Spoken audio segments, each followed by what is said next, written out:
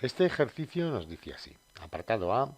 Campo eléctrico creado por una carga puntual. Explique sus características y por qué es un campo conservativo. Bien, esta es una pregunta teórica. Yo la he respondido ya aquí por entero, os la voy a leer, ¿de acuerdo? Y las preguntas teóricas las encontráis todas en el libro y debéis intentar resumirlo a vuestra manera. Esto es una forma que yo he utilizado para resumirlo bastante completa, ¿vale? O sea, resumido no está, ¿vale? Es una explicación bastante completa del campo de una carga puntual. Dice así, el campo eléctrico creado por una carga puntual es un campo central. Aquí se puede añadir que debido a ser un campo central, en el movimiento de una carga puntual bajo la acción del campo eléctrico creado por otra carga puntual, se va a conservar el momento angular. ¿Vale? Las leyes de Kepler siguen siendo válidas para un campo electrostático. Vale, seguimos. Dirigido hacia afuera de la carga que lo crea, en caso de que sea positiva, y hacia la carga que lo crea si ésta es negativa. Su intensidad en cualquier punto del espacio es directamente proporcional al valor absoluto de la carga e inversamente proporcional al cuadrado de la distancia que separa la carga del punto. Esto es, el campo eléctrico es igual a una constante K, que llamamos constante de Coulomb, por Q entre R cuadrado por U sub R. Aquí deberíamos decir, donde K es igual a 1 entre 4 pi epsilon sub 0 y es igual a 9 por 10 elevado a 9 newton multiplicado metro cuadrado partido coulombio al cuadrado. Constante de Coulomb. Y también que U sub R es igual a R dividido entre R, entre el módulo de R, es el vector unitario radial. Unitario radial que apunta de la carga hacia el punto. De Q hacia P. Bien, sigamos. A continuación deberíamos decir que el campo eléctrico es además un campo conservativo, ya que tiene un potencial asociado mediante V igual a la menos integral del infinito a R del producto escalar del campo eléctrico por el diferencial de R. O lo que es lo mismo, la integral de R a infinito de K por Q entre R cuadrado diferencial de R. Esto sería igual a K por menos 1 partido de R sustituido entre R e infinito, lo que nos daría K por Q partido R. De aquí podemos deducir que, primero, las superficies equipotenciales asociadas al campo eléctrico creado por una carga puntual son esferas centradas en la carga. He acompañado esta exposición teórica de dos dibujos, el dibujo con las líneas de campo de una carga puntual positiva, la que llamamos fuente de campo, y las superficies equipotenciales, que son esferas centradas en la carga. Y luego lo mismo para una carga negativa o sumidero de campo, donde las líneas, en vez de salir de la carga, están entrando a la carga. ¿Vale? Bien, en segundo lugar, deberíamos decir que la integral de línea del campo eléctrico creado por una carga puntual a lo largo de una curva cerrada es nula. No nulo, nula. O sea, esta integral a lo largo de la curva C cerrada, este circulito indica que es cerrada, del producto escalar de E por diferencial de R es igual a 0. A esto también se le llama circulación del campo eléctrico a lo largo de la curva C. He dibujado aquí la curva C cerrada. En tercer lugar, la integral de línea del campo eléctrico creado por una carga puntual. Perdonad, aquí se me ha solapado. Carga puntual no depende de la curva. Vale.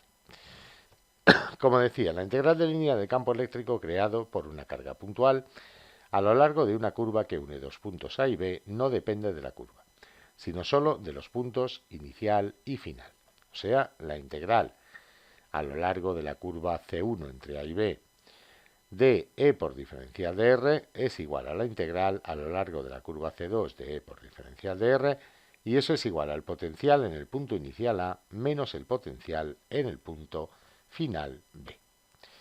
Bien, cuando yo daba clase de COU, explicaba, ahora no se suele explicar, yo no he visto por lo menos últimamente a ningún profesor de bachillerato que lo explicara a los alumnos a quienes doy clases particulares. Y en facultad sí, en facultad, a mis alumnos de facultad, vamos, esto es impepinable, hay que explicárselo siempre. Pero cuando yo daba clases de COU hace muchos años, lo anterior a segundo de bachillerato, yo explicaba siempre la relación entre campo y potencial mediante el vector gradiente y mediante el rotacional, ¿vale? Eso demuestra perfectamente que el campo es un campo conservativo, así como todas las demás propiedades del campo eléctrico.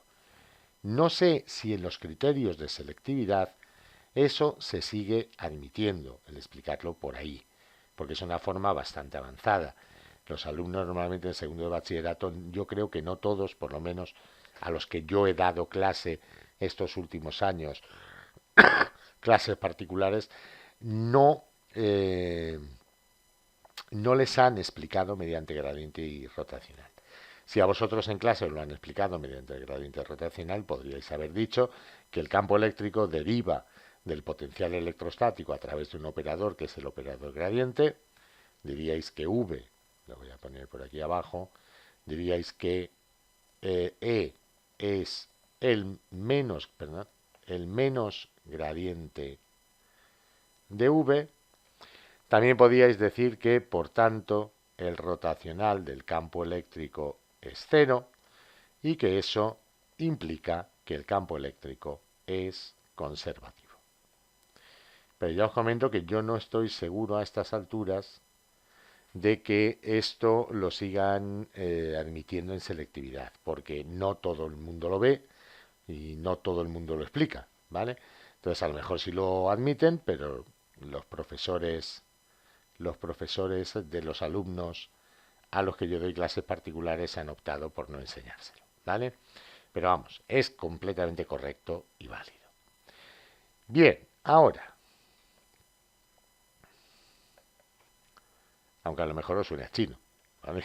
Puede que os suene a chino, por eso he preferido explicarlo de la otra manera. Vamos a ver que ajuste aquí la página para que se vea todo bien. Bien, ahora, campo eléctrico creado por una carga puntual, explica las características, eso era el apartado A, ya lo hemos respondido. Vamos al apartado B. El apartado B dice así: una partícula cargada penetra en un campo eléctrico con velocidad paralela al campo y en sentido contrario al mismo. Describa cómo influye el signo de la carga eléctrica en su trayectoria. Bueno, veamos. Si la carga eléctrica entra en una región con una velocidad paralela al campo, yo voy a suponer que el campo es hacia allí, ¿de acuerdo? Voy a suponer un campo dirigido, por ejemplo, a la derecha, y aquí una carga eléctrica con una velocidad paralela al campo y contraria al mismo, V. Si la carga es positiva, sabemos que la fuerza eléctrica que actuará sobre esta carga será de la misma dirección que la velocidad y que el campo y del mismo sentido que el campo eléctrico, ya que esta fuerza eléctrica es Q por E. Entonces, para una carga positiva, la carga, voy a ponerlo como la fuerza eléctrica será igual a masa por aceleración, la aceleración igual a la fuerza eléctrica entre la masa, tendrá la misma dirección,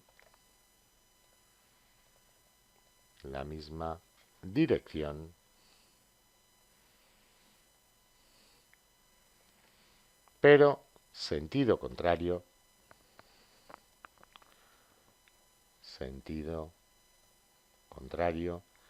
que la velocidad.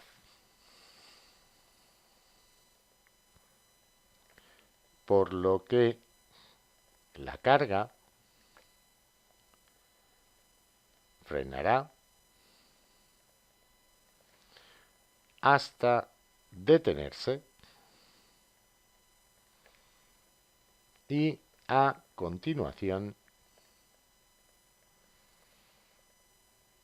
acelerará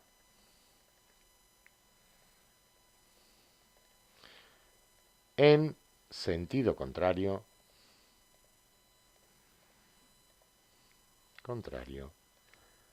a su movimiento inicial.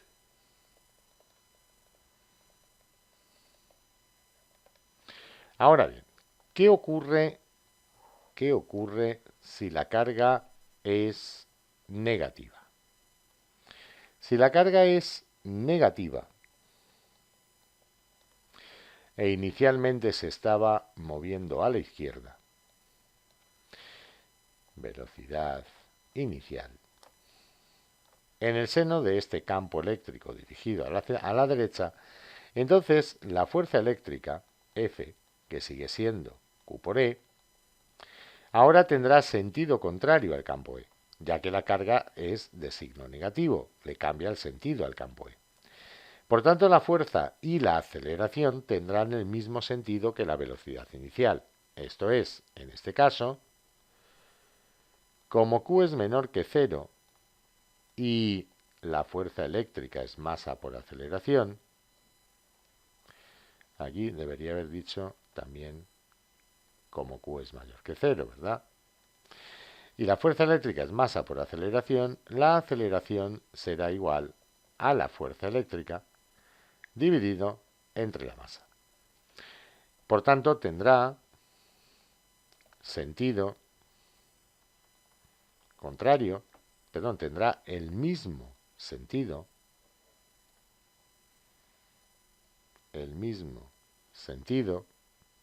que la velocidad.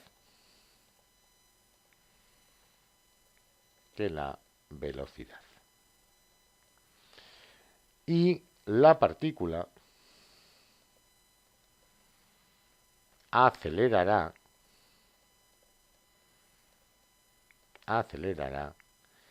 en la misma dirección y sentido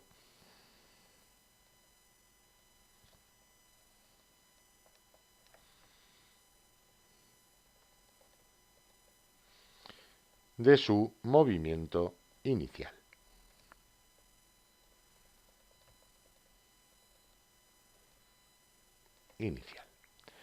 Podemos decir también que en ambos casos la trayectoria será rectilínea. En ambos casos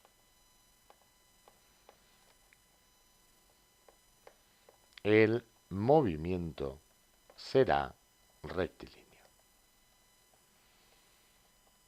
Lo que ocurre es que en un caso la partícula retrocede, ¿de acuerdo? Se mueve hasta aquí, aquí V igual a 0, y la fuerza eléctrica seguiría siendo a la derecha, por tanto, aquí tendríamos un punto de retroceso.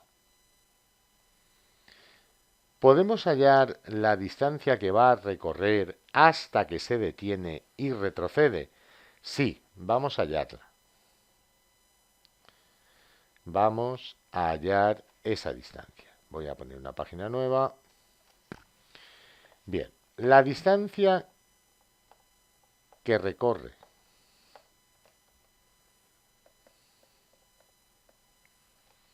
en el primer caso hasta detenerse y retroceder se puede hallar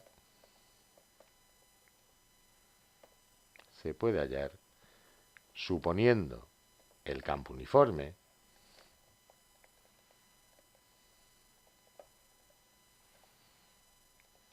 por conservación de la energía mecánica.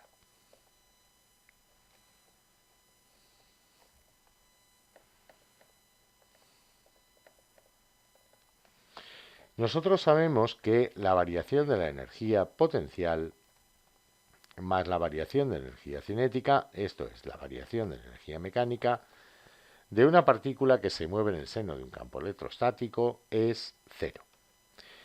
La variación de energía potencial sería la energía potencial final menos la energía potencial inicial.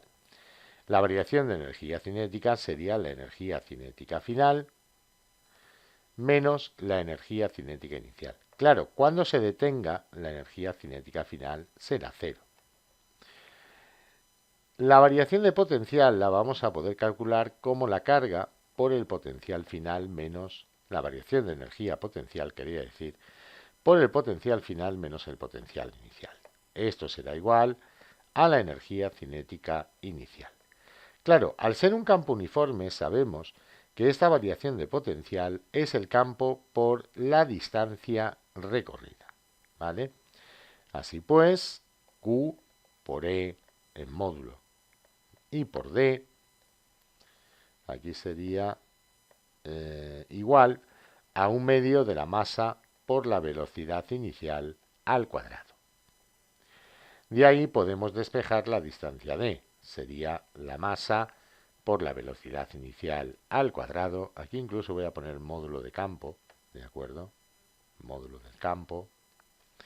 Sería, como os decía, la masa por la velocidad inicial al cuadrado entre 2 veces la carga por el módulo del campo.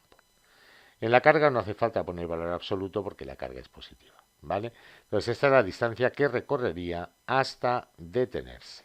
¿Vale? Y con esto ya tendríamos el ejercicio completamente resuelto.